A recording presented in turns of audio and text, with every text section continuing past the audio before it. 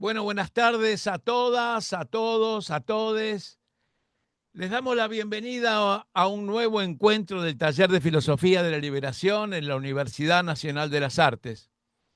En esta oportunidad nos convoca un tema de enorme actualidad: la inteligencia artificial y el cambio civilizatorio. Vivimos un tiempo en que la inteligencia artificial está transformando la manera de estudiar, de trabajar, de producir, de comunicarnos e incluso de comprender el mundo. Pero la pregunta no es solamente qué puede hacer esta tecnología como mediación. La pregunta tal vez más importante es otra: ¿qué humanidad queremos construir con ella? Toda tecnología amplía nuestras posibilidades, pero también puede ampliar las formas de dominación. ¿Quién la desarrolla? ¿Quién la controla? ¿Con qué fines se utiliza?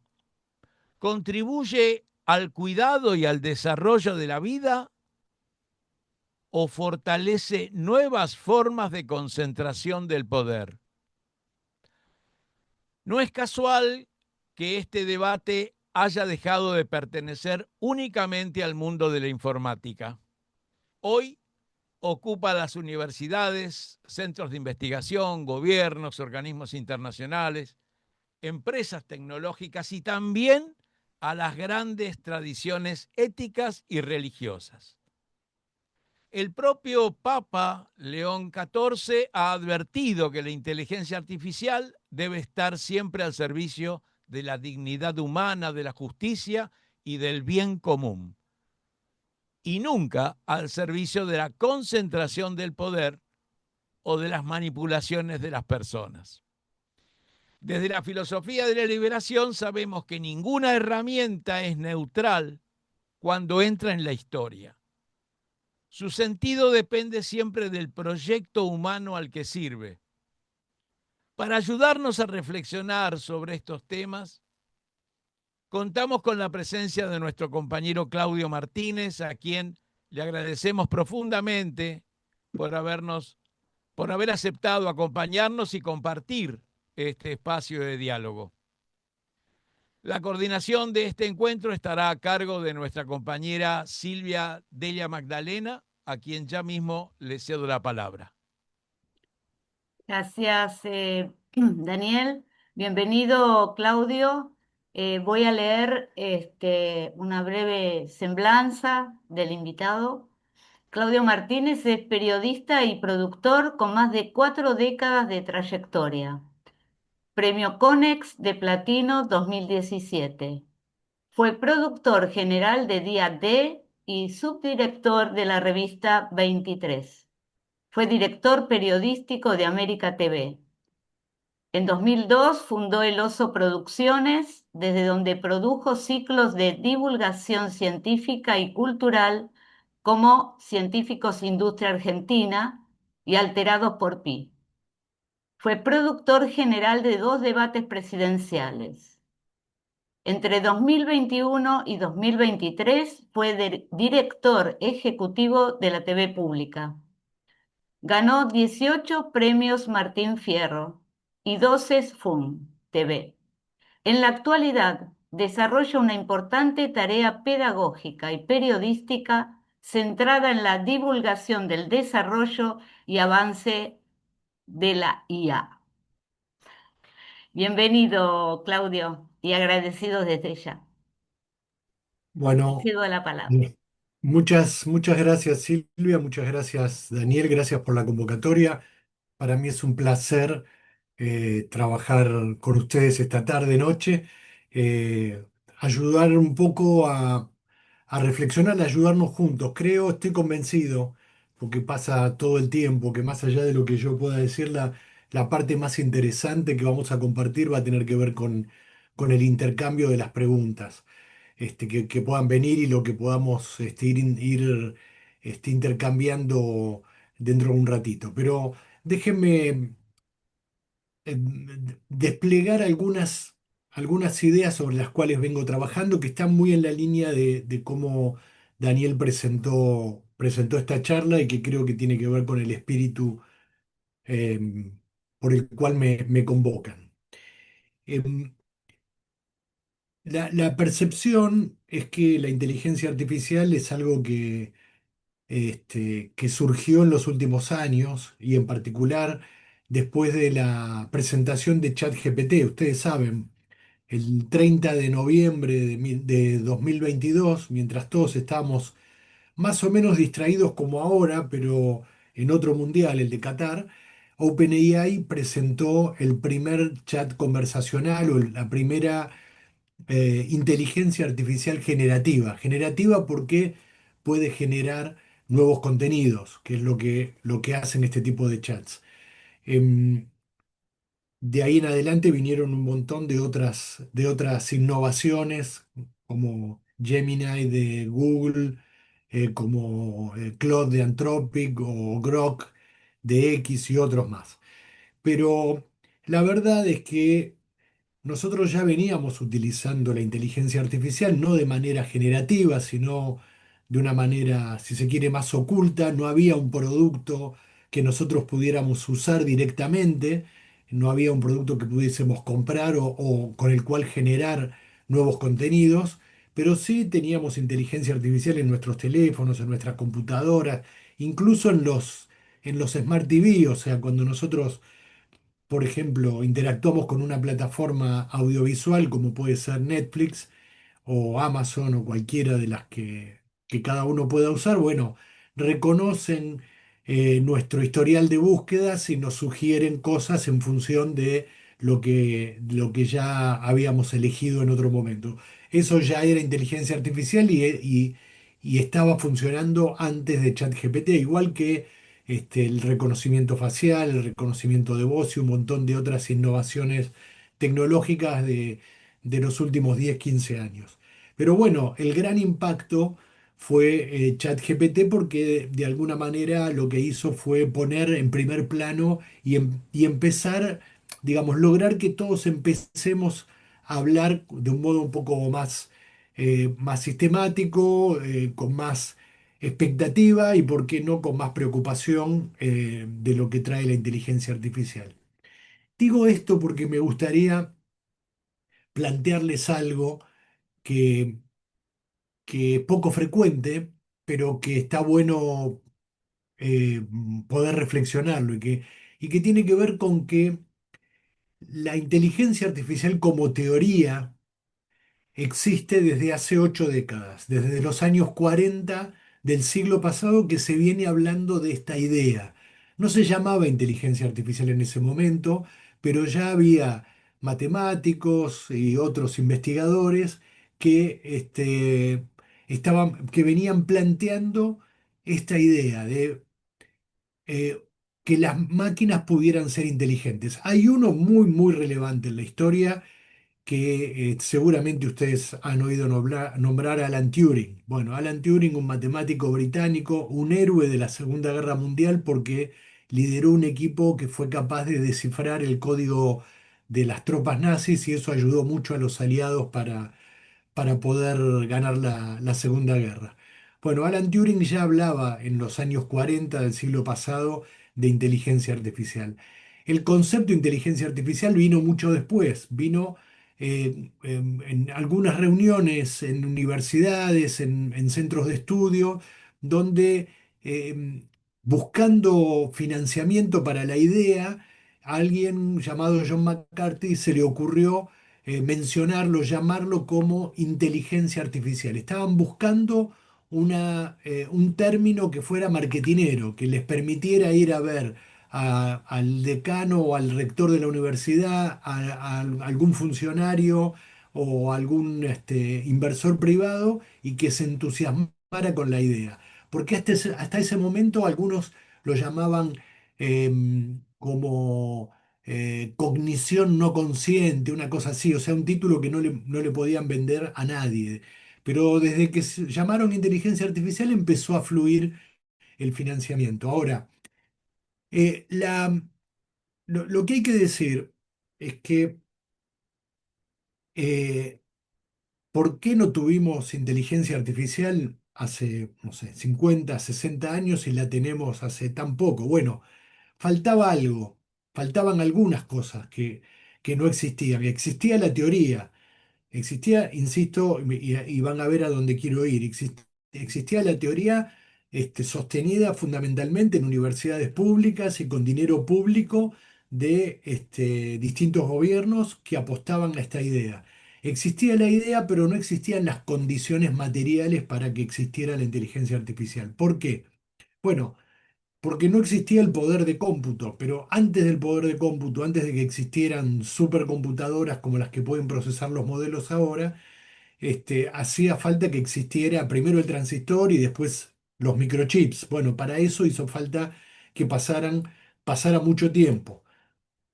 Creo que la mayoría de los que estamos acá hemos experimentado el tránsito de el papel a la computación a fines de los 80, principios de los 90, y vimos que esas computadoras que antes estaban en empresas y que eran grandes computadoras, la computación empezó a ser personal y ahí empezó a cambiar la historia. Pero bueno, hizo falta como eh, primera condición que existiera poder de cómputo, que existieran, por decirlo de un modo muy llano, que existieran los fierros para que la inteligencia artificial pudiera desarrollarse.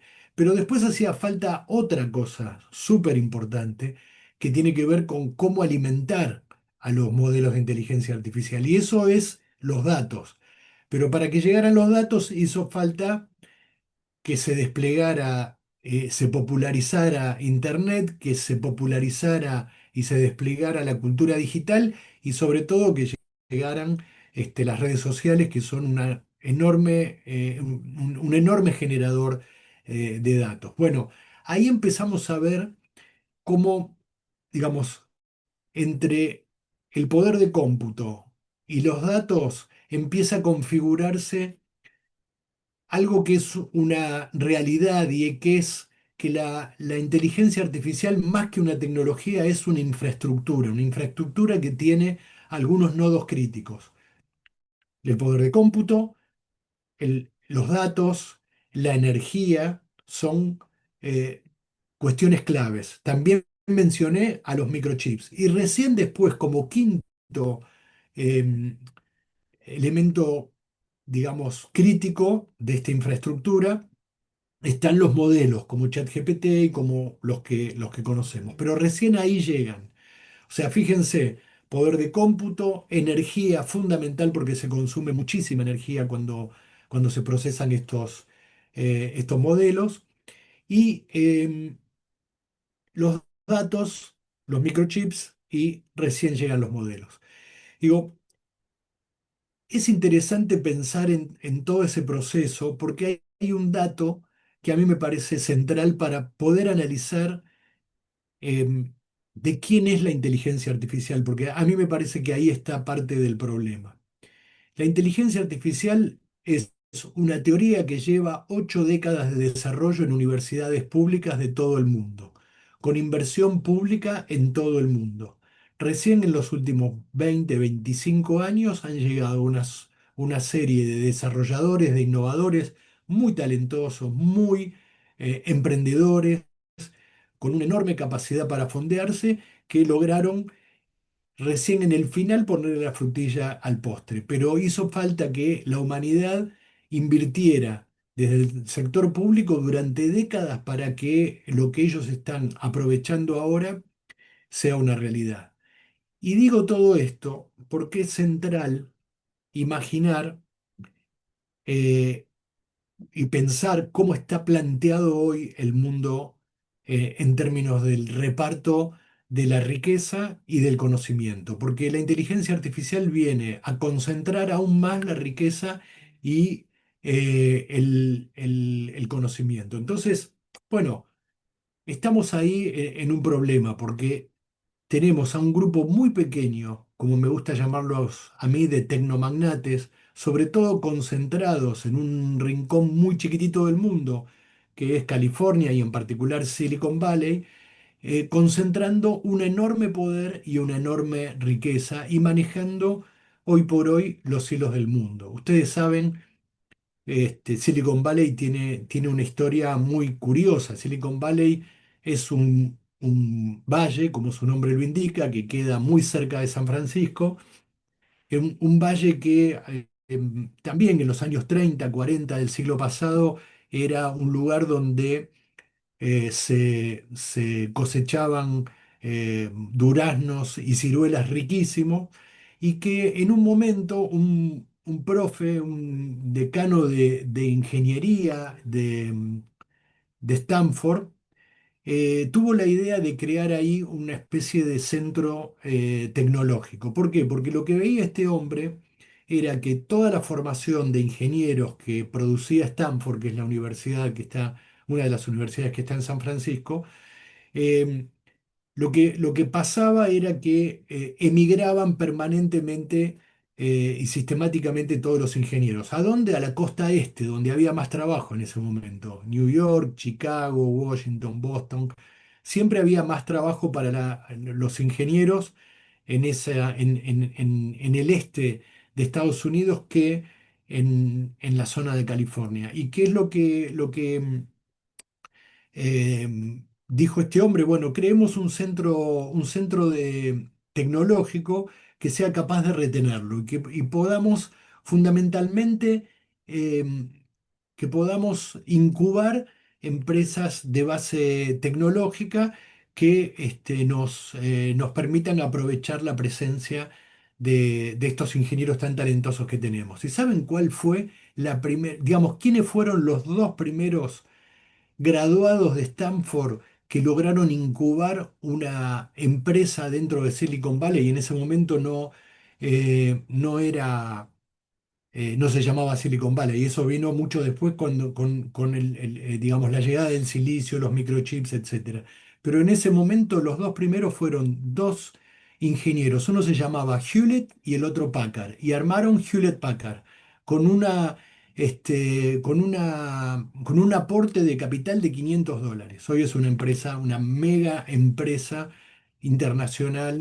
Bueno, todos o tenemos alguna impresora o alguna computadora o algún dispositivo de Hewlett Packard. Pero bueno, esa es un poco la historia de Silicon Valley. Esos tipos tan incubados, porque ahí puso mucho dinero la universidad, pero también con el tiempo y en la medida en que fueron desplegándose carreras tecnológicas sensibles para el gobierno de Estados Unidos, empezó a poner plata a la CIA, empezó a poner plata al Pentágono, y hoy los tecnomagnates son los principales proveedores del dispositivo militar de Estados Unidos, algo que quedó muy de manifiesto en la última guerra con Irán, pero también antes, en la guerra entre Ucrania y Rusia, y en el conflicto entre Palestina e Israel. Em, pero esta es la situación que nosotros tenemos hoy por delante. Tenemos eh, una situación donde hay un grupo muy pequeño de personas con un enorme poder, eh, tomando decisiones críticas para toda la humanidad. Daniel decía algo que yo le planteé como título para la charla, y que tiene que ver con la condición de lo que yo siento que es lo que está pasando hoy, que estamos frente a un cambio civilizatorio. ¿Qué quiere decir un cambio civilizatorio? Un nuevo modo de habitar el mundo. Esto es lo que nos espera en este momento. ¿Y por qué? Un poco lo resumía recién Dani también. ¿Por qué? Porque está cambiando el modo en el que se despliega la economía, el modo en el que cambia la cultura de trabajo, nuestra educación, la gestión de la salud, los vínculos personales, el modo de comunicar, y algo muy, muy sensible en este momento que tiene que ver con el funcionamiento y la arquitectura de nuestro cerebro. Estamos, no, ya diría un poco antes de la inteligencia artificial, con la instalación muy, muy fuerte de la cultura digital. Estamos en un proceso de delegación cognitiva. ¿Qué quiere decir?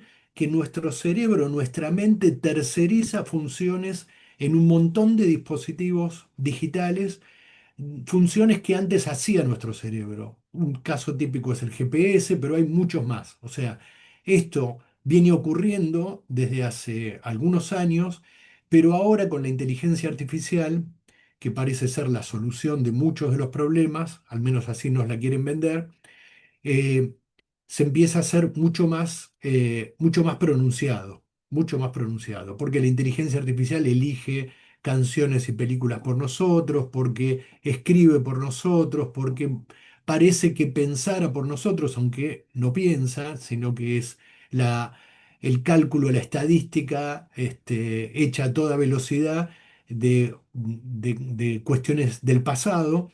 Pero bueno, hay un aspecto que es muy delicado y que tiene que ver con la delegación cognitiva, que creo que es algo sobre lo cual hay que prestar atención, porque eso está cambiando fuertemente un montón de cosas que tienen que ver con nuestros vínculos, con el modo en el que enfrentamos la vida. Yo decía, estamos cambiando nuestro modo de habitar el planeta. Quizás lo que más nos está llamando la atención y lo que más nos preocupa en este momento tenga que ver con el hecho eh, de que están amenazados nuestros trabajos, ¿sí? Porque hay una promesa de productividad de la inteligencia artificial anclada en lo que se llama el reemplazo de personas, la automatización digital. Cuando ustedes escuchen estas dos palabras juntas, automatización digital, estamos hablando de destrucción de empleo.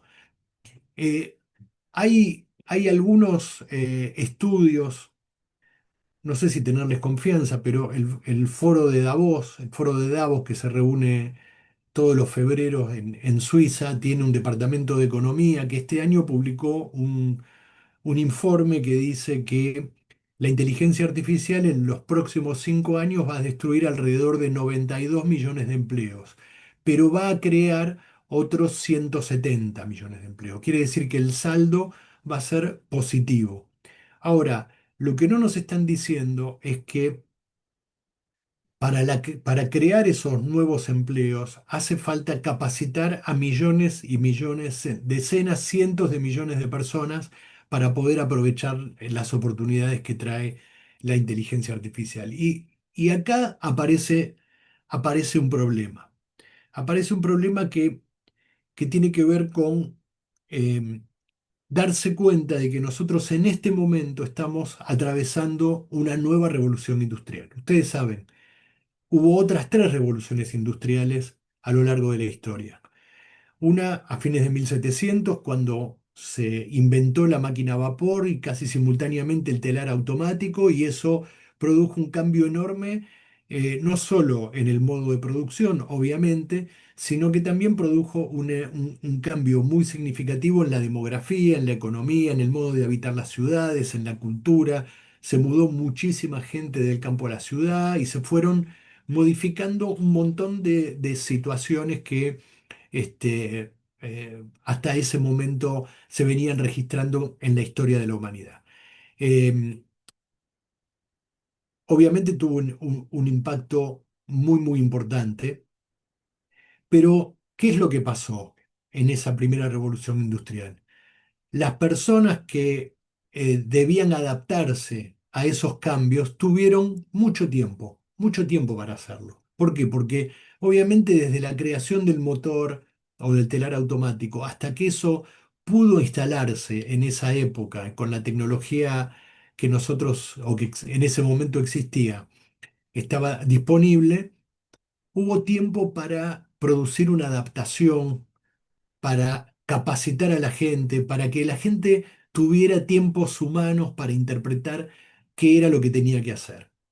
Lo mismo ocurrió un siglo después con la segunda revolución industrial, que vino fundamentalmente de la mano de la llegada de la electricidad y un poco después del motor a combustión, pero fundamentalmente la llegada de la electricidad. Bueno, la electricidad también cambió el modo de habitar las ciudades y el modo de producir, pero ¿Qué es lo que pasó? Hasta que se interpretó qué era la tecnología, se pudieron tender las redes y eso fue llegando a hogares y fábricas, también pasó mucho tiempo y hubo mucho tiempo para entender qué era lo que había que hacer. Insisto con un concepto, tiempos humanos. La tercera revolución industrial es una revolución industrial que muchos de nosotros, digamos, casi contemporánea para muchos de nosotros, porque arrancó con la energía atómica, pero tuvo su cierre, por decirlo de algún modo, con la llegada de Internet, con la cultura digital y con la llegada de Internet a fines del siglo pasado.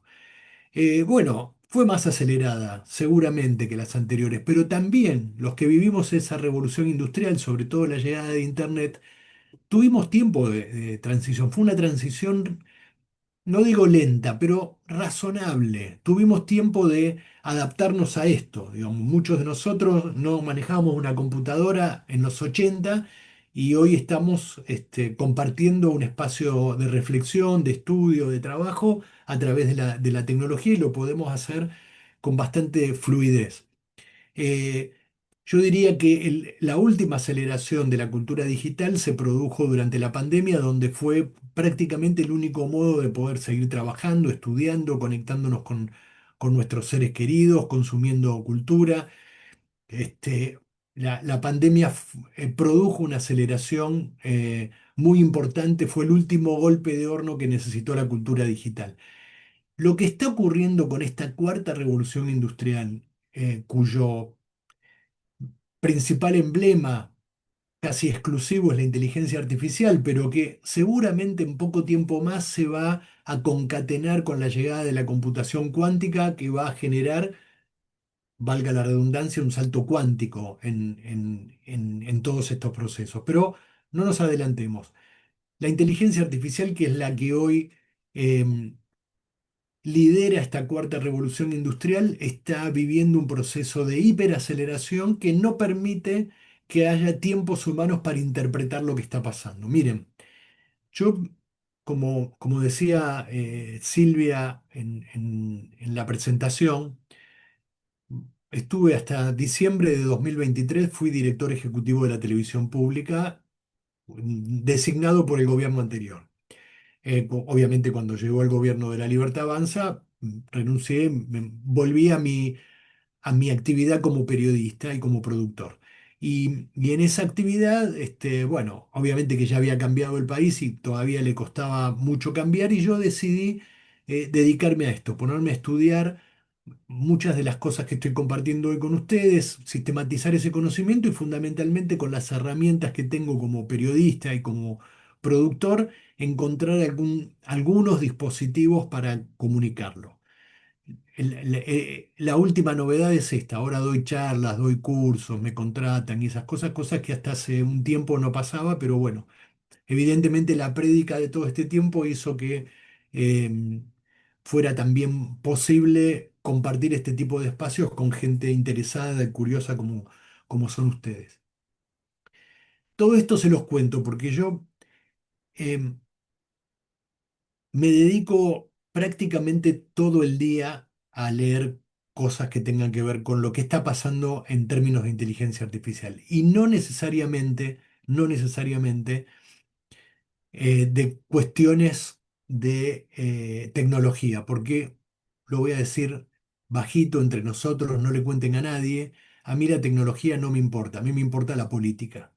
Y esto les aseguro que el nudo de todo este tema no es tecnológico, el nudo de todo este tema es político y por eso yo estoy tan apasionado, porque las implicancias y los impactos políticos que tiene el desarrollo de esta herramienta y de esta infraestructura, como dije al principio, eh, se nos va la vida. ¿Sí? Así que no es un tema menor enfocarlo desde el lugar de lo político. Pero digo, así todo, yo me ocupo de leer muchísimo de lo que pasa. Obviamente los algoritmos ya saben qué es lo que me interesa, entonces en YouTube me llegan todas las charlas. Y como saben que las charlas de tecnología no las miro y miro cuando habla un filósofo o habla un doctor en ciencias sociales o habla un pensador, bueno, me mandan mucho de eso, lo mismo las redes sociales, me llega todo lo que tiene que ver con estas discusiones.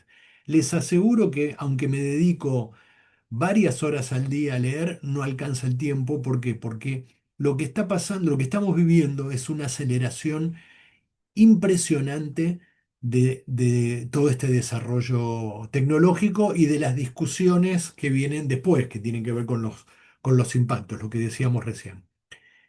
¿Y por qué está pasando eso? Tiene que ver también con algo que charlaba sobre la situación de los magnates que dirigen las corporaciones tecnológicas de Silicon Valley fundamentalmente, ¿no? Porque bueno, también está el mundo China, que es un mundo que nos resulta más ajeno, si se quiere, más opaco y que está manejado desde otros lugares. Obviamente que también están desarrollando un poder muy significativo y que desde mi punto de vista tiene destino de primera potencia mundial, pero bueno, ese es otro tema. Estaba hablando de la aceleración. Lo que está ocurriendo es que lo que antes, hasta hace un año, hacían los que escribían el código, o sea, los programadores, los tipos que entrenaban a los sistemas, hoy lo están haciendo las máquinas mismas. O sea, las empresas hicieron que los programadores entrenen a las máquinas para que hagan su trabajo. Y hoy diría que las primeras víctimas, los que tienen una enorme chance de perder su trabajo en el mundo de la inteligencia artificial, son los programadores, los que escriben el código, los que inventaron a la bestia, hoy son las primeras víctimas. Cualquier similitud con el caso Frankenstein es pura coincidencia. Eh, lo que está produciendo esto es que los programadores que hasta hace un tiempo trabajaban 8 horas si eran personas más o menos normales, 10 horas si estaban un poco enchufados, 12 o 14 horas por día si son workaholics, ahora lo hacen máquinas. Antes lo hacían hombres y mujeres a ritmo humano, una cantidad de horas razonable o no, pero una cantidad de horas más o menos humana, con ritmo humano, parando para ir al baño y parando para comer y dormir. Ahora lo hacen máquinas, con ritmo máquina y las 24 horas del día, los 365 días del año, con lo cual todo se está acelerando muchísimo. ¿Y por qué pasa esto? El único vector es la ambición de conocimiento y, digamos, de riqueza de estos tipos. Eso es significativo, es parte de la historia, no hay duda de eso, de que esa ambición es la que está motorizando esta aceleración. Pero hay otro detalle. El detalle es que estos tipos se han fondeado de modo obsceno en el mercado de capitales. El año pasado se fondearon por 500 mil millones de dólares, o sea, le pidieron a los fondos de inversión que invierten en estas empresas 500 mil millones de dólares. ¿Y saben cuál fue la facturación global de todo el complejo de inteligencia artificial de Estados Unidos? 50 mil millones, o sea, solo el 10%. No sé si hay economistas en la sala, pero cualquiera puede certificar que esto se trata de una burbuja financiera. Y ese es el mayor riesgo que hay en el horizonte. Una burbuja financiera es que el precio de un activo financiero supera ampliamente el valor del producto que puede facturar. Y esto es lo que está ocurriendo hoy. Por eso están tan apurados. Necesitan obtener resultados, necesitan cumplir la promesa. La promesa de la inteligencia artificial es la promesa de la eficiencia. Y la eficiencia tiene dos vectores, tiempo y dinero, más rápido y más barato. ¿Sí? Esto es lo que la inteligencia artificial le está proponiendo al mundo. En principio, fundamentalmente a la industria, o sea, les está proponiendo producir con menos carga laboral humana, más barato y mucho más rápido. Con lo cual nos aseguran que en poco tiempo más producir va a ser más barato y que van a bajar los precios. Y esa es la ecuación en la que quieren involucrarnos. ¿Por qué digo esto? Porque más allá de la promesa de que se van a crear muchísimos puestos de trabajo, para lo cual, insisto, hace falta una capacitación desmesurada en todo el mundo que todavía no arrancó. O sea, hoy las capacitaciones tiene que ver con esto, o sea, con grupos de personas que están tratando de ver por dónde va. Ustedes lo hacen, si se quiere, desde las ciencias sociales, desde la curiosidad, desde el involucramiento político, ideológico, pero al mismo tiempo, mientras está pasando esto, hay un montón de colegas que están dando cursos de cómo usar la inteligencia artificial y las empresas están de algún modo tratando de ver cómo se suben a la ola. Y lo que está ausente en todo esto son los estados para regular y para conducir este lío. Entonces, estamos viviendo, sufriendo una mega aceleración del desarrollo de la inteligencia artificial desde mi punto de vista, em, con, digamos, potenciada por la necesidad que tienen los tecnomagnates de responder a las multimillonarias inversiones que han hecho en ellos. Digamos, para que esto florezca antes de que la burbuja se pinche, para que empiece a haber resultados y para que empiece a materializarse esa promesa de eficiencia que viene implícita en la inteligencia artificial. Asterisco, digo, al margen de esto, la curiosidad es que los grandes fondos de inversión, que son curiosamente los mismos que tienen los papeles de la deuda argentina, por ejemplo, BlackRock, Vanguard, Fidelity, Capital One, o sea, esos grandes fondos de inversión que manejan dinero de pensiones y de otros inversores, son los dueños, en última instancia, de la inteligencia artificial, superando algunos de ellos carteras del 20% dentro de esas empresas. Por lo tanto, atención, porque más allá de los riesgos que nos importan a nosotros, a los que estamos en esta sala seguramente, y permítanme que interprete el sentir de los que están compartiendo este espacio hoy, eh, más allá de los riesgos humanos que vemos, decíamos, el cambio civilizatorio, el nuevo modo de habitar el planeta, la delegación cognitiva y otros impactos que nos preocupan, el mercado está mirando con preocupación otras cosas y está mirando si esto no termina convirtiéndose en una burbuja, o sea, si eh, si esas inversiones mega multimillonarias que han hecho en las empresas de inteligencia artificial no terminan retirándose antes de que florezcan los resultados tan prometidos. Esta es un poco la situación eh, que estamos observando hoy en términos globales, ¿no? Mientras pasa esto, pasa otra cosa, o mejor dicho, no pasa otra cosa, que es el hecho de que buena parte de los líderes democráticos del mundo permanecen ajenos a esta discusión, sin entender, sin incorporar la gravedad de lo que estamos viviendo. Yo no quiero ser catastrófico, yo creo, y ahora me van a escuchar hablar un poquitito bien de la inteligencia artificial, pero hay cuestiones, como estuvimos viendo, que son al menos de cuidado por parte de quienes conducen los estados democráticos del mundo. Y créanme, no los veo lo suficientemente involucrados, no los veo lo suficientemente interesados en comprender lo que está ocurriendo para tomar medidas. Tomar medidas tiene que ver con ponerse de acuerdo en una regulación global, porque las regulaciones locales como un gobierno puede tomar, en el Parlamento argentino hay 12 proyectos de regulación de la inteligencia artificial sin que tengan, digamos, no hayan sido tratados ni estén en la agenda de nadie. El gobierno no los va a impulsar y la oposición no tiene la fuerza suficiente para empujarlos.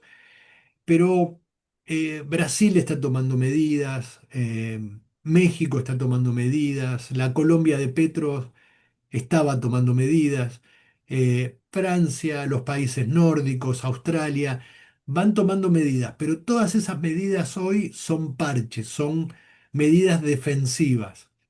Y la frase que a mí me interesa difundir es una frase propia, les va a sonar un poco peronista y tal vez tengan razón, pero lo que yo digo es que al futuro no se lo frena, al futuro se lo conduce. Y lo que estamos viendo es una notable y muy preocupante falta de conducción de buena parte de los líderes globales en este tema. O sea, esta es un desarrollo hecho por empresas privadas, por grandes corporaciones, corporaciones que tienen un enorme poder y que tienen también un enorme poder en el manejo de la subjetividad de toda la humanidad, porque manejan los datos, manejan las redes sociales y manejan el algoritmo y los sesgos. Y eso hace que el enfrentarse con estos sistemas será una decisión un tanto arriesgada para muchos líderes. Entonces hay muchos que deciden guardarse para no confrontar con gente que tiene muchísimo dinero y muchísimo poder. Pero entonces, ¿quién? Bueno, una de las actividades que año a año intento hacer es acudir como periodista para cubrir las cumbres de inteligencia artificial que se celebran todos los meses de febrero en distintos lugares del mundo. La primera fue en Gran Bretaña en febrero del 23, la segunda fue en Seúl en febrero del 24, a la tercera pude ir el año pasado, febrero del 25 en París, y este año pude estar en Nueva Delhi, en la India, también para la cuarta cumbre de inteligencia artificial. ¿Qué es lo que se ve en esa secuencia? Primero, quizás las dos primeras, las de Gran Bretaña y la de Corea del Sur, fueron cumbres donde, primero, quiero decir, estas cumbres tienen la particularidad, digamos, yo elijo ir a esas cumbres porque son las cumbres políticas en torno a la inteligencia artificial. ¿Por qué? Porque van líderes mundiales, científicos, tecnólogos, y van también cada vez más los líderes de las corporaciones tecnológicas. En las primeras, ustedes piensen que la primera fue en febrero del 23 y en noviembre del 22, o sea, 3 meses antes había aparecido ChatGPT y había revolucionado el panorama. Entonces, digamos que las dos primeras cumbres fueron muy de precalentamiento, de tratar de entender de qué estábamos hablando. Ya el año pasado en París, eh, el, la palabra que la definió era acción, se llamó Cumbre de Acción de la Inteligencia Artificial. Y la acción tenía que ver con resguardar el trabajo, resguardar la cultura, y resguardar la subjetividad de los seres humanos. Bueno, fue un fracaso. Fue un fracaso porque los líderes políticos ni siquiera pudieron ponerse de acuerdo en un documento final. Sobre todo porque tanto Estados Unidos acababa de asumir Trump, ¿sí? Hacía menos de un mes que había asumido Trump y mandó a esa cumbre a James Vance, su vicepresidente. James Vance y el premier de Gran Bretaña decidieron no firmar el documento final, hicieron fracasar ese documento final de la cumbre que lo que pedía era avanzar en el análisis de algunas regulaciones, o sea, crear una mesa para debatir cuáles eran las regulaciones más convenientes. Bueno, fracasó. De todos modos, se anunció que iba a haber una nueva cumbre en febrero de este año en Nueva Delhi, y hay que decir que el primer ministro de la India, que se llama Narendra Modi, tiene una actitud muy proactiva en toda esta cuestión. La India es un país sorprendente. Es un país que tiene el- la población más grande del planeta. Tiene 1.440 millones de personas, superó el año pasado a China, fundamentalmente porque China ya hace un tiempo tomó la decisión de crear la política del hijo único, con lo cual eh, premia con exenciones impositivas a las parejas que no tienen más de un hijo y por lo tanto desalienta el crecimiento demográfico. La India nunca tuvo esa política y finalmente terminó superándola el año pasado y hoy tiene 40 millones más de habitantes que China. Por lo menos hasta febrero, donde estuve yo. Seguramente ahora deben ser muchísimos más. Este, pero además la India tiene la cuarta economía del mundo. Esto ya empieza a sonar raro, mucho más raro que decir que es el primer país en términos de cantidad de habitantes. ¿Por qué? Bueno, porque superó el año pasado nada menos que a Japón. Japón era la cuarta economía del mundo, China venía corriendo de atrás y el año pasado lo superó. Y anoten esto, porque es una predicción, pero yo creo que no va a pasar del año que viene hasta que supere al tercero en la lista, que es Alemania, y se suba al podio junto con Estados Unidos, el primero, y China, que es el segundo.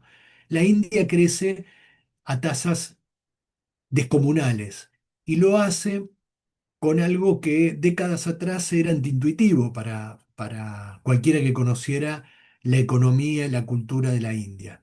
Lo hace a través de la tecnología. ¿Por qué? Porque hace 30 años aproximadamente tomó la decisión de apostar muy fuertemente al sistema educativo en una cuestión particular, que es la formación de ingenieros. Y eso empezó a dar resultados hace un tiempo, primero convirtiéndose en una especie de oficina del mundo. Ustedes habrán escuchado varias veces que hay muchos call centers de empresas tecnológicas que atienden directamente en India porque, bueno, hay muy buen nivel de formación y entonces se pueden dar respuestas rápidas y es un país todavía relativamente barato y eso ayuda mucho. Ahora, eso ya quedó atrás. India empezó a disputarle a China y a otros países del sudeste asiático el, el mote de la fábrica del mundo, porque también produce con muy buenos estándares de calidad y a muy buen precio porque tiene mano de obra barata fundamentalmente. Algo que en China empezó a encarecerse, porque bueno, la prosperidad que generó la revolución económica del Partido Comunista Chino, fundamentalmente en los últimos 15 años, hizo que subiera el estándar de vida, subieran los sueldos, subieran las expectativas económicas de la gente. China hoy es este, un capitalismo con fortísima presencia y planificación estatal. Algunos dicen que es el lugar del mundo donde mejor funciona el capitalismo y está manejado por el Partido Comunista Chino. Pero digo, volviendo a la India tiene esas características, pero tiene algo fundamental que siguió apostando a la educación. Yo fui este febrero a la cumbre de Nueva Delhi. La cumbre tiene 2 días, digamos, dura una semana, pero hay 2 días, los dos últimos, donde se reúnen los presidentes y donde se ponen de acuerdo para elaborar algún documento y tienen reuniones con los magnates tecnológicos, etcétera. Pero desde los primeros días lo que hay son una cantidad impresionante de conferencias muy interesantes en los temas vinculados con la inteligencia artificial que se les ocurra.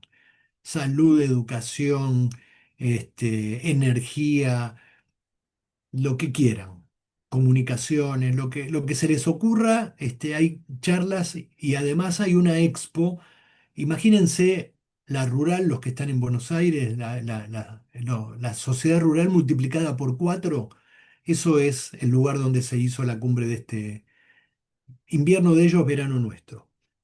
Eh, la India sigue apostando por la educación y dentro de esa exposición había un espacio reservado para las universidades, tanto públicas como privadas de la India. Y ahí lo que se puede observar es un sistema de startups, o sea, de empresas emergentes incubadas dentro de las universidades, con muy fuerte fondeo por parte del Estado y con muy buenos resultados, o sea, pibes y pibas todavía en formación dentro de las universidades, generando aplicaciones de todo tipo y con mucha penetración en distintos sectores de la sociedad de la India. Bueno, ¿qué es lo que tuvo de auspicioso la cumbre de Nueva Delhi? Bueno, la cumbre de Nueva Delhi fue un paso adelante que permite que de alguna manera seamos un poco más optimistas, porque ya no era la prédica de algunos presidentes, estaba Lula da Silva, estaba Pedro Sánchez, estaba Emmanuel Macron, Narendra Modi, los principales, pero estaba también el presidente de Suiza, no me pregunten el nombre porque no me acuerdo, y había otros 20 presidentes del mundo, además de ministros y científicos muy prominentes. Bueno, qué es lo que empezó a hablarse ahí? Empezó a hablarse ya más firmemente de de lo que se necesita en términos de regulación. La comparación entre las dos cumbres a las cuales yo pude asistir, la de París y la de Nueva Delhi, si bien no hay resultados concretos, hay sí un camino hacia la comprensión de que es necesario moderar y conducir desde la política este tipo de desarrollos. Y no solo por parte de los presidentes. Miren, hay un tipo muy relevante en todo este mundo que se llama Sam Altman. Sam Altman es el CEO de OpenAI. OpenAI es la empresa que creó el ChatGPT. O sea, uno puede decir que Sam Altman es el padre de ChatGPT y no se equivoca. Sam Altman en la conferencia que dio en Nueva Delhi dijo algo que sorprendió y que también es necesario poner entre paréntesis, ponerle un montón de asteriscos porque tiene muchas connotaciones para analizar. Pero lo que dijo fue que habría que crear un organismo similar al que regula la energía atómica para regular la inteligencia artificial. Ustedes saben, la energía atómica tiene un organismo que se llama OEIA o algo así, OIEA, pues no importa, el Organismo Internacional de Energía Atómica, que hoy está presidido por un argentino, Rafael Grossi, que tiene digamos, es un organismo vinculado con las Naciones Unidas, pero que tiene la posibilidad de ser poder de policía para inspeccionar instalaciones nucleares de los países que firmen, que pertenezcan, por supuesto, no de aquellos que no pertenezcan. Bueno, parte del lío que hay con Irán tiene que ver con las inspecciones de este organismo. Este hombre, Rafael Grossi, que a mí simpático no me cae porque es amigo de Demian Reidel y de Milei, o sea que no me cae bien, pero está amenazado de muerte por el gobierno de Irán. Este, pero bueno, ese organismo tiene la potestad, tiene el poder de policía para inspeccionar instalaciones nucleares en los distintos países. Eh, Sam Altman dice algo que es cierto, hay una analogía que tiene valor, dice. La energía atómica tiene la capacidad de producir energía, electricidad para abastecer a una ciudad o un pueblo entero. Pero también tiene la horrible capacidad de destruir ese pueblo a través de una bomba nuclear. Y con la inteligencia artificial pasa lo mismo. La inteligencia artificial tiene la capacidad de solucionar un montón de problemas que hoy tiene la humanidad, sobre todo en materia de desarrollo científico para el área de la salud. Vamos a hablar de esto si nos queda tiempo. Eh, y, pero también tiene la horrible capacidad de intoxicar y de envenenar la conversación pública y de deteriorar la democracia, como estamos viendo que ocurre en buena parte del mundo. Entonces, él propone la creación de ese organismo. Se está estudiando esto en el ámbito de Naciones Unidas. La próxima cumbre espero lograr reunir los fondos para ir, porque cada viaje es muy caro y yo lo hago vendiendo mi cobertura a distintos medios, con auspiciantes y todo eso, pero me ocupo de hacerlo porque me parece que son lugares donde hay que ir y en general no va nadie del gobierno argentino, no va nadie del periodismo argentino y van algunos científicos sueltos que son invitados por los organizadores, pero no hay representación oficial argentina porque al gobierno argentino todo lo que tiene que ver con la regulación de la inteligencia artificial no le interesa. Eh, ¿qué, em, qué es lo que hay que decir? ¿Cuál es el asterisco que hay que poner a la propuesta de Sam Altman? Bueno, la energía atómica desde su creación y hasta el día de hoy es una tecnología que ha sido liderada y está controlada fundamentalmente por los estados nacionales, ¿sí? En la Argentina, por lo menos hasta que privaticen Nucleoeléctrica Sociedad Anónima, que falta poco, el control de la energía atómica, de las centrales atómicas, está en poder del Estado Nacional, porque es una tecnología muy sensible. Lo que ocurre con la inteligencia artificial y que es un problema a la hora de ponderar la propuesta de Sam Altman es que está manejada exclusivamente por corporaciones privadas, incluso en China. Ya vamos a ver que esto también tiene su asterisco, pero incluso en China son empresas privadas, porque en China hay empresas privadas, hay consumo, hay millonarios.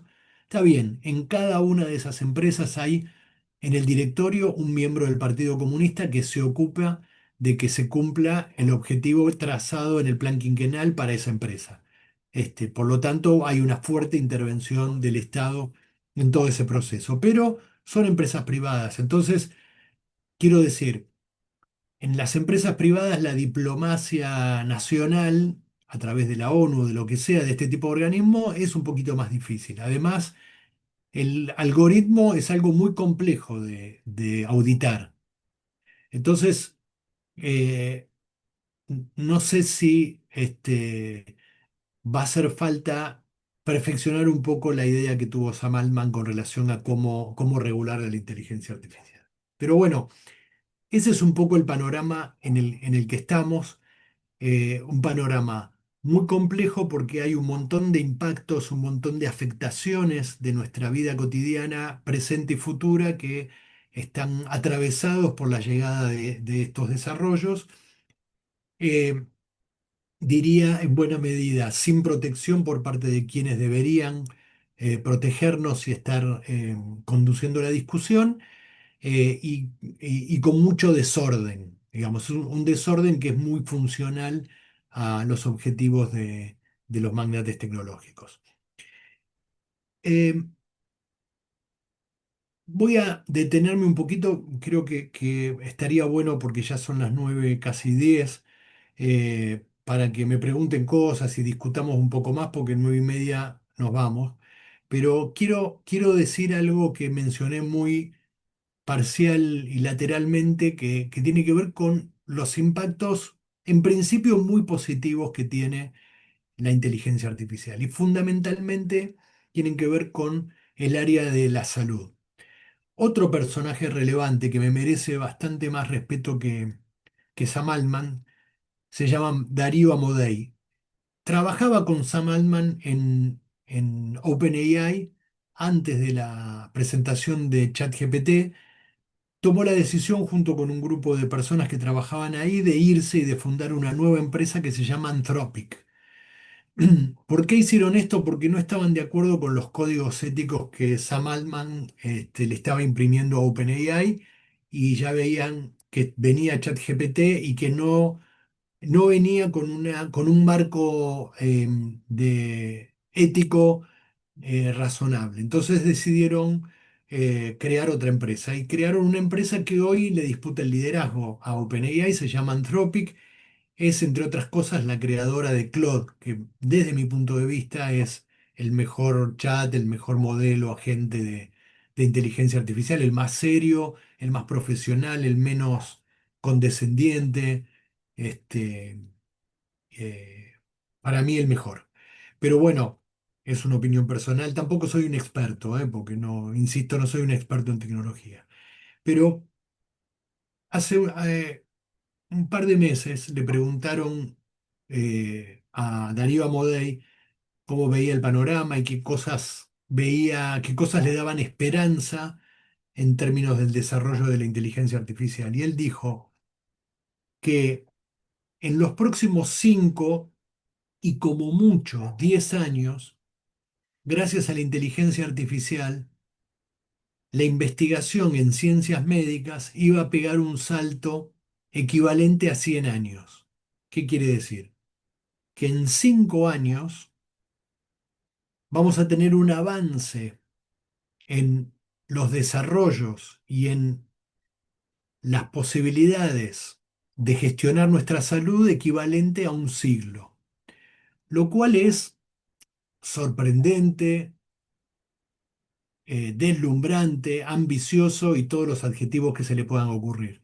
Ahora, también es difícil desde hoy, desde el 2026, pensar más allá de lo obvio, cómo va a ser nuestra salud en 5 o 10 años, pero como si estuviéramos en 2126, porque esa es la propuesta, o sea, vamos a estar en el 2030, 31, como mucho en el 35, viviendo una salud como si estuviésemos en el año 2, como si la ciencia nos transportara al 2126. Es muy difícil. Yo hice un ejercicio que les propongo compartir, que es, no es lineal, pero uno puede decir, ¿cómo será la salud 100 años para adelante? Veamos cómo era la salud 100 años para atrás. Entonces me puse a investigar cómo era la salud en el planeta en 1925. Es decir, qué tipo de salud teníamos, para entender cuál fue el salto que tenemos un siglo después. Bueno, en 1925 no había antibióticos, no se había inventado la penicilina. Te agarrabas una neumonía y te morías. La mortandad infantil era descomunal. Digamos, morían muchísimos niños durante el nacimiento y en el primer año de vida. Había pocas y muy poco seguras vacunas, no había las plataformas de vacunas que tenemos hoy, no existían. Entonces también ahí había un problema.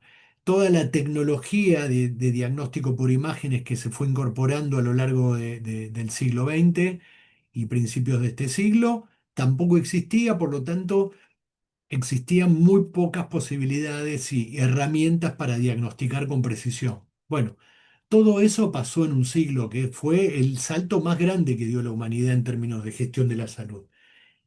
Esto nos puede hacer imaginar qué es lo que puede pasar no en el 2126, en el 2035 como mucho.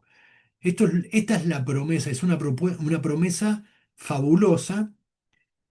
Otra vez va a haber asteriscos, les anticipo. Pero en principio, teóricamente es una promesa fantástica que nos hace la inteligencia artificial. ¿Por qué pasa esto? Rápidamente, no soy experto, si bien tengo experiencia en la comunicación de la ciencia, no tanto como para explicar detalladamente los procesos, pero bueno, hay un límite de procesamiento de datos. La ciencia también es una ciencia que se construye con experiencias y con datos. Hay un límite humano para el procesamiento de esos datos y lo que hace la inteligencia artificial es, nuevamente, poner esos datos en un sistema que permite que se hagan exploraciones mucho más rápidas, entonces que puedan aparecer resultados mucho más rápidos. Pero también lo que está ocurriendo en el área de farmacológica y lo que está ocurriendo también en el área de los asistentes para el diagnóstico por imágenes, porque la comparación de miles de imágenes de un diagnóstico hace que la precisión en el tratamiento, la precisión y la velocidad en el tratamiento sean mucho más rápido. Todo este es el paquete que viene. Es un paquete muy auspicioso, es un paquete muy luminoso y otra vez, en la medida en que sea para todos y todas.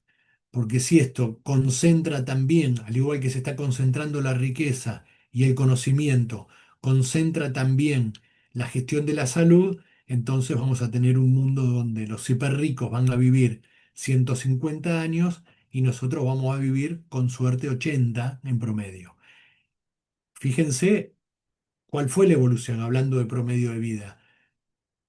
Hace un siglo, el promedio de vida, la expectativa de vida estaba entre 40 y 50 años. No es que todo el mundo se moría a los 50 o 45 años, la gente vivía más. Lo que pasa que estoy hablando de un promedio, estoy hablando de una mortandad infantil escalofriante. Por lo tanto, ahí caía mucho el promedio. Pero bueno, recién a mediados de siglo se estableció en 50 años y con toda la tecnología, las vacunas, la penicilina, los antibióticos, etcétera, fue creciendo hasta estar hoy más cerca de los 75 que de los 70. Otra vez, la desigualdad, si uno vive en Japón, tiene la posibilidad de tener un promedio de expectativa de vida de 80 años y si uno vive en el África subsahariana no llega a 60. Pero bueno, este es el mundo. Y esto es lo que precisamente hay que conducir. ¿Por qué? Porque si depende de estos mega ricos que están pensando en una teoría que otro día cuando tengamos tiempo desarrollaremos, que es más que una teoría, es una filosofía que se llama transhumanismo, que digamos, donde están delirados con derrotar a la muerte y hibridar el cuerpo humano con la tecnología y otros delirios semejantes. Bueno, si queda en manos de estos tipos, se va a concentrar igual que la riqueza que ellos manejan. Esa es la situación. Dani, Silvia, si les parece, paro acá para que hagan preguntas porque nos quedan 15 minutos. Si quieren, Sí. sigo, porque yo tengo para seguir. Tengo una lista de temas acá para no perderme y desarrollé la mitad. ¿Hay preguntas? Porque si no lo dejamos a Claudio que siga su Había relato, preguntas en el chat, si querés podemos resolver algunas y sí, no, que remate Claudio. lo leo. Rosario pregunta, ¿cuáles son las implicancias políticas del tema en una sociedad tan desigual como es la de América Latina? La pandemia hizo más evidente lo que ya conocíamos. Mientras algunos viven corriendo tras la aceleración, gran parte de la población no accede a las herramientas ni a los nuevos procesos cognitivos. Ni siquiera hemos podido garantizar universalización e inclusión previa de todos los ciudadanos. Gran parte de la población sin regulación del Estado queda en total desamparo. Y yo agregaría, empecé pensando con tus eh, con tus primeras disertaciones, me acordaba de lo que se habla tanto de la obsolescencia programada en todos los productos que consumimos y, y empecé a pensar la obsolescencia cognitiva.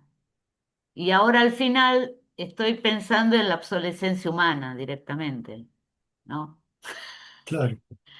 Eh, a ver, lo que yo veo, digamos, implicancias políticas.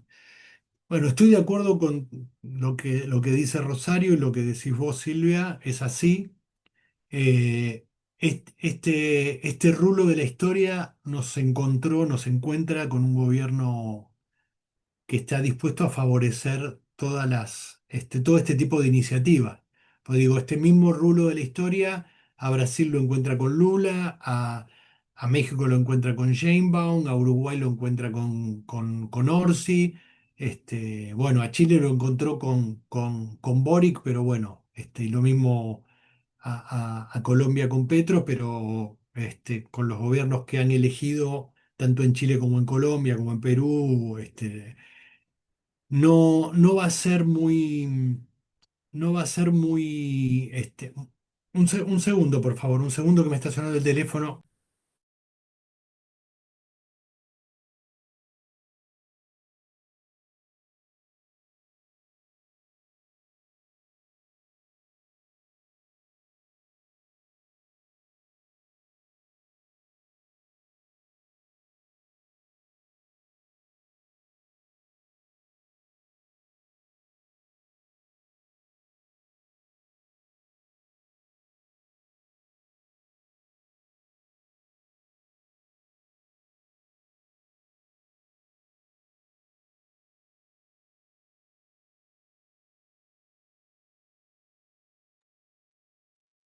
disculpen, pero mi mujer pidió la cena y me llamaron a mí para avisarme que estaban viniendo. ¿Qué va a hacer? Bueno, lo que digo es que nos encuentra con un gobierno muy funcional em, a las necesidades, a las expectativas y a la ambición de este grupo de magnates. Lo que estamos viviendo en particular con la llegada de Peter Thiel a la Argentina, y el desarrollo de su, digamos, de una serie de beneficios articulados ya desde hace un tiempo para que pueda desarrollar sus negocios es verdaderamente muy preocupante, porque hay una secuencia que hay que entender que se produce en la política argentina. Más allá de las reuniones que vino, que no es la, digamos, Peter Thiel se estableció en la Argentina, pero no es que nos conoció ahora. Viene desde el año 2024 reuniéndose con Milei y con distintas personas de su equipo. Tiene un vínculo muy fluido con Alec Oxenford, que es el embajador argentino en Estados Unidos, y con otras personas cercanas a Javier Milei. Lo que ocurre con esto es que se han desplegado una secuencia de actos de gobierno que son verdaderamente preocupantes. Uno es entre Navidad y Año Nuevo, el gobierno cambió a través de un decreto que está judicializado por los organismos de derechos humanos, pero que el Parlamento hasta ahora no intervino. Cambió por decreto el gobierno, digamos, la disponibilidad de información a la que pueden acceder los organismos de inteligencia. O sea, cambió parte de la ley de inteligencia y le dio disponibilidad plena de un montón de información que está en poder del Estado. Eso es muy grave. Después eh, se hizo, digamos, hay dos proyectos de ley, uno que ya tiene media sanción de la Cámara de Diputados, que es el del Super Rigi, y otro que es la inviolabilidad de la ley de la propiedad privada, que están hechos a la medida de Peter Thiel, sobre todo porque se establece la posibilidad de que haya empresas autónomas sin presencia humana. Eso está pensado para este tipo de empresas. Y por último, el anuncio sorprendente del gemelo social digital, que es monstruoso en manos de un gobierno como este. O sea, qué es el gemelo digital? Los gemelos digitales son eh, mm, réplicas virtuales de productos que tienen un correlato físico. Ejemplo, una central atómica, se le puede hacer un gemelo digital poniéndole sensores que estén analizando la información que, que generan distintas partes de esa central, y a través de inteligencia artificial se puede replicar dentro de una computadora el funcionamiento de esa central. Y entonces uno puede predecir el desgaste de determinados sistemas, piezas o lo que fuera. Lo mismo puede pasar, se usa mucho en la minería, se usa mucho en las fábricas, se usa en las flotas de aviones de alguna compañía, llenan de sensores a las partes sensibles de ese avión y en computadoras pueden hacer el seguimiento en tiempo real de cómo están esas partes para saber si hay desgaste, predecir accidentes o predecir este, dificultades técnicas que puedan afectar a esa flota, a esos aviones, etcétera. Bueno, hasta ahí más o menos todo bien. Ahora, cuando vos, digamos, el sensor es la información sensible y nada menos que de personas vulnerables, porque son sujetas de vincularse con el Estado por su vulnerabilidad social, porque estamos hablando de políticas sociales, digamos, todos esos datos que el Estado tiene sobre ellos puestos en un sistema de estas características y al servicio de un proyecto político como el que expresa Milei y compañía, es cuanto menos preocupante. Porque, bueno, la percepción es que todo ese conjunto de acciones de gobierno, desde cambio de reglas del sistema de inteligencia, proyectos de ley, estrafalarios y el gemelo social digital, apunta a el establecimiento en nuestro país de empresas como Palantir, la de Peter Thiel, que pueda, así como trabaja con el gobierno de Estados Unidos para garantizar determinadas cosas, trabajar en un proyecto de vigilancia masiva que ojalá tuviera el objetivo de mejorar las políticas. Porque uno podría decir, bueno, a través de un sistema de ese tipo uno puede predecir determinadas situaciones y ayudar a mejorar las políticas. Permítanme ser pesimista con relación a esto, porque lo que yo observo es que, digamos, lo que está eh, en el nudo del objetivo de todo esto es el control social, el control de la conversación social y el objetivo de perpetuarse en el poder.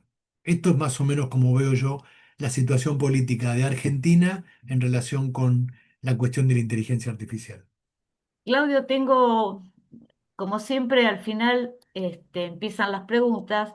Carolina pregunta, ¿cómo habrá sido la salud en la antigua China y en Abya Yala cuando vivían entonces? ¿Cuánto vivían entonces? Y yo, No, mucho, no lo sé. Tengo que mucho. estudiar. Carolina, te prometo que... Gladys pregunta, ¿qué nos puedes decir de las tierras raras tan codiciadas por los señores tecnofeudales? Bueno, las tierras raras son minerales que están en la tablita periódica de los elementos, ¿se acuerdan que estudiamos en química en el colegio? Bueno, están ahí, lo que pasa es que no nos acordamos porque son raras, tienen nombres súper raros, son 17 minerales con nombres, nada, después busquen tierras raras y ven, son 17 con que se llaman eufrosio, no sé, unas cosas así. Em, Tienen una aplicación muy, muy concreta. No, no solo son raras por los nombres, son raras porque son difíciles de encontrar y son muy difíciles de procesar. Digamos, el proceso es largo, es complejo y es caro porque tiene mucho desperdicio, mucho residuo y todo eso. Eso, que es una minería compleja, la de las tierras raras. Tienen una aplicación muy sólida, muy contundente en la industria digital, en la industria electrónica, pero no solo, digo, se usan para hacer misiles, radares, tienen una aplicación muy, muy concreta. Lo que pasó en los últimos, no sé, 20, 30 años es que China digamos, como les gusta decir ahora en la política, China la vio. O sea, vio que ahí había algo y controla hoy alrededor del 80% de la producción y el procesamiento de tierras raras en el mundo, lo cual despierta la paranoia absoluta de Estados Unidos, porque si China cierra la canilla de las tierras raras, va a haber un problema grave de suministros para algunas industrias críticas, entre otras la bélica de Estados Unidos. Eh, en América Latina hay tierras raras. En la Argentina hay en 4 provincias. Hay en Córdoba, en Catamarca, en las sierras bonaerenses y no me acuerdo, creo que en Jujuy también. Por lo menos lugares donde se ha hecho cierta prospección y se sabe que hay. Eh, Por lo tanto, hablando de raros, no es raro que Estados Unidos esté tan interesado en Argentina. Estados Unidos necesita emparejar esa carrera y tiene que hacerlo de un modo rápido, porque lo que está pasando, a ver, el marco es, nosotros estamos hoy en una nueva Guerra Fría. Y la Guerra Fría hoy es tecnológica, o sea, la mayoría de nosotros vivió la Guerra Fría anterior, que terminó con la caída del muro y el derrumbe de la Unión Soviética. De ese momento hasta ahora pasaron 35 años. En estos 35 años hubo una hegemonía absoluta de un país que es Estados Unidos, que tuvo la hegemonía económica, política, militar, tecnológica, y que hizo y deshizo del modo en que quiso. Pero lo que pasó es que particularmente en la última década China empezó a crecer de un modo particular, no solo en términos de PBI, sino también en términos de desarrollo tecnológico. Y la verdad es que hoy el poderío militar, el poderío económico se mide en tecnología. Se mide más en silicio que en acero. Por eso las guerras de hoy se pelean con inteligencia artificial. Obviamente que siguen existiendo aviones, portaaviones, helicópteros, misiles, no hay duda y van a seguir existiendo. Pero hoy son mucho más determinantes los drones que son enjambres conectados entre sí con inteligencia artificial y que pueden tomar decisiones autónomas de combate, ¿sí? Además de hacer vigilancia. O sea, sin los drones y sin la inteligencia artificial hubiese sido imposible que Estados Unidos en el primer día de la guerra matara al Ayatollah Khomeini quirúrgicamente. O sea, sin la inteligencia artificial hubiese sido imposible que Estados Unidos secuestrara a Maduro como lo secuestró, casi sin disparar. Entonces, digo, este es el escenario que nosotros estamos enfrentando y esta es la carrera. Estados Unidos tiene una ventaja muy significativa en la producción de microchips, que son fundamentales, y China tiene una ventaja significativa en la producción de tierras raras. Y ahí están. Mi percepción es que en la próxima década China lo va a superar.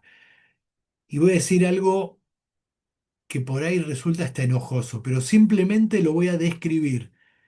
No sé si estoy de acuerdo, digamos, no lo voy ni a justificar ni estoy de acuerdo en lo que está pasando, pero la deriva posdemocrática que muestra Occidente, particularmente Estados Unidos, digamos, liderando Occidente, con un presidente disruptivo, disfuncional, posdemocrático, autoritario, tiene que ver con la reacción frente a la emergencia de China. ¿Qué quiere decir? Emerge China como una potencia y emerge desde un lugar donde las, em, los atributos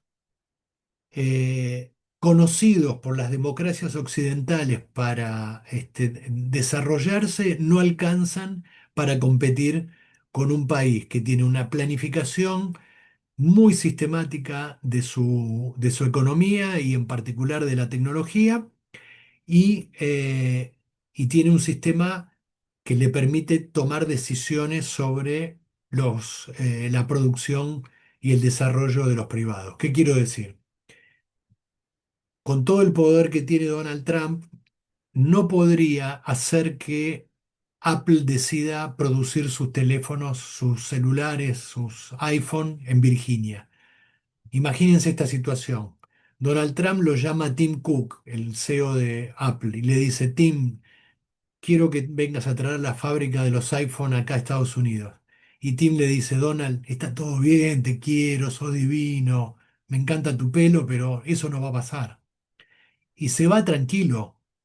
Ahora, si el dueño de una corporación tecnológica de China hiciera lo mismo con Xi Jinping, lo fusilan. O va preso, ya pasó. Jack Ma, el de Alibaba, fue preso, digamos, desapareció por un tiempo largo porque no se adaptaba a lo que el plan quinquenal decía que tenía que hacer. Después volvió, pero tuvo, llamémosle, un receso aleccionador en su libertad. Entonces, digo, este es el escenario que nosotros tenemos. Entonces, muchas de las barbaridades que vemos que pasan, de las barbaridades que hace y dice Trump, desde mi punto de vista, insisto, no lo estoy naturalizando, simplemente estoy tratando de entenderlo y de explicarlo, es lo que está pasando hoy en el mundo.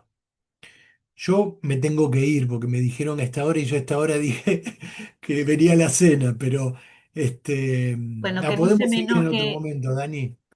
Sí, tenía dos preguntas más, que en todo caso te las enviamos y si Claro, podés mandar un audio, Dale, que sea. dale. claro, Y por claro. supuesto que estás siempre invitado a este espacio, Bueno, Claudio. Muy muchas gracias. agradecidos. Para mí fue Muchas un gracias a placer. vos, Claudio. Muchas gracias por la claridad de la exposición, por invitarnos a pensar un tema tan actual y tan decisivo para nuestro tiempo. Gracias a todos, compañeros, y seguramente este conversatorio nos deja más preguntas. Nos reencontramos en el próximo encuentro del Taller de Filosofía de la Liberación de la Universidad de las Artes. Así que muchísimas gracias, Claudio. Muchísimas gracias a todos. Chau, Muchas chau, gracias, gracias. Claudio. Chau, chau. Gracias. Chao, chao. Gracias.